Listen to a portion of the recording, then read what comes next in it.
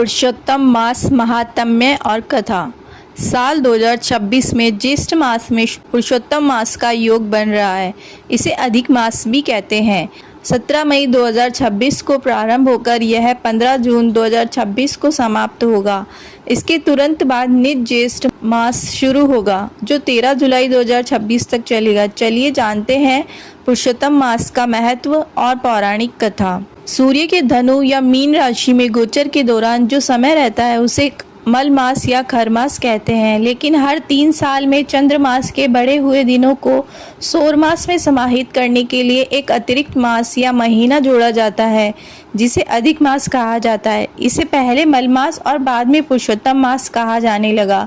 इस मास में किए गए दान, पुण्य, स्नान आदि सभी धार्मिक आयोजन पुण्य फलदायी होने के साथ ही ये आपको दूसरे माहों की अपेक्षा करोड़ गुना अधिक फल देने वाले माने गए हैं। पुरुषोत्तम मास में सभी नियम अपने सामर्थ्य अनुसार करना चाहिए। जितना हो सके उतना संयम यानी ब्रह्मचर्य का पालन, फलों का भक्षण, शुद्धता, पवित्रता, ईश्वर आराधना, एकासना, देव दर्शन, तीर्थ यात्रा आदि अवश्य करना चाहिए। इस माह में अधिक मास के 33 देवताओं की पूजा का महत्व है। विष्णु, जिष्णु, महाविष्णु, हरि, कृष्ण, भदोषज, केशव, माधव, राम, अच्युत, पुरुषोत्तम, गोविंद, वामन, श्रीकांत, नारायण, मधुरिपु, अनिरुद्ध, त्रिविक्रम, वासुदेव, यज्ञ, योनि, अनंत, विश्वासी, भूणम, शेषशायिनी, शंकर्षण, प्रद्युमन, दैत्यारी, विश्वतोमुख, जनार्दन, धरावास, दामोदर, मघार्धन एवं श्रीपति जी की पूजा से बड़ा लाभ होता है। धर्म ग्रंथों के अनुसार श्री नरसिंह भगवान ने इस मास को अपना नाम देकर कहा है कि अब मैं इस मास का स्वामी हो गया हूँ और इसके नाम से सारा जगत पवित्र होगा। इस महीने में जो भी मुझे प्रसन्न करेगा वह कभी गरीब नहीं होगा और उसकी हर मनोकामना पूरी होगी। इसलिए इस मास के दौरान जप, तप, दान से अनंत पुण्यों की प्राप्ति होती है। आइए अब सुनते हैं पुरुषोत्तम मास की पौराणिक कथा। कहते हैं कि दैत्यराज हिरण्यकश्यप ने अमर होने के लिए तप किया।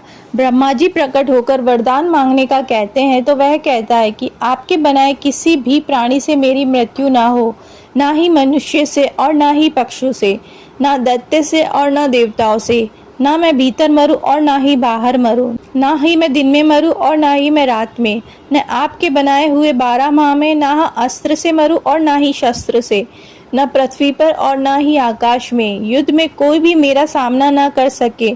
आपके बनाए हुए समस्त प्राणियों का मैं एक शत्रु सम्राट हो। तब ब्रह्मा जी ने कहा तथास्तु। फिर जब हिरण्यकश्यप के अत्याचार बढ़ गए और उसने कहा कि विष्णु का कोई भक्त धरती पर नहीं रहना चाहिए, तब श्री हरि की माया से उसका पुत्र प्रहलाद ही भक्त हुआ और उसकी जान बचाने के लिए प्रभु ने सबसे पहले 12 माह को 13 माह में बदलकर अधिक मास बनाया।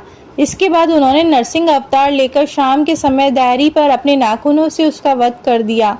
इसके बाद चूंकि हर चंद्रमास के हर मास के लिए एक देवता निर्धारित है, परंतु इस अतिरिक्त मास का अधिपति बनने के लिए कोई भी देवता तैयार नहीं हुआ। ऐसे में ऋषि मुनियों ने भगवान विष्णु से आग्रह किया कि वह ही इस मास का भार अपने ऊपर ले ले और इसे भी पवित्र बनाए। तब भगवान विष्णु ने इस आग्रह को स्वीकार कर लिया और इस तरह यह मलमास के साथ पुरुषोत्तम मास भी बन गया। ऐसी भी मान्यता है कि स्वामी विहीन होने के कारण अधिक मास को मलमास कहने से उसकी बड़ी निंदा होने लगी। इस बात से दुखी होकर मलमास श्री हरि विष्णु के पास गया और उनको अपनी व्यथा कथा सुनाई। तब श्री हरि विष्णु उसे गोलोक लेकर पहुँचे। गोलोक में भगवान श्री कृष्ण ने मलमास की व्यथा जानकर उसे वरदान दिया, अब से मैं तुम्हारा स्वामी हूँ। इससे मेरे सभी दिव्य गुण तुम में समाविष्ट हो जाएंगे। मैं पुरुषोत्तम के नाम से विख्यात हूँ और मैं तुम्हें अपना यही नाम दे रहा हूँ। आज से तुम मलमास के बजाय पुरुषोत्तम मास के नाम से जाने जाओगे। इसलिए प्रति तीसरे वर्ष में तुम्हारे आगमन पर जो व्यक्ति श्रद्धा भक्ति के साथ कुछ अच्छे कार्य करेगा उसे कई गुना पुण्य मिलेगा। इस प्रकार भगवान ने अनुपयोगी हो चुके अधिक मास को धर्म और कर्म के लिए उपयोगी बना दिया। अतः इस दुर्लभ पुरुषोत्तम मास में स्नान, पूजन, अनुष्ठान एवं दान करने वालों को कई गुना पुण्य फल की प्राप्ति होगी। तो बोलिए विष्णु भगवान की जय।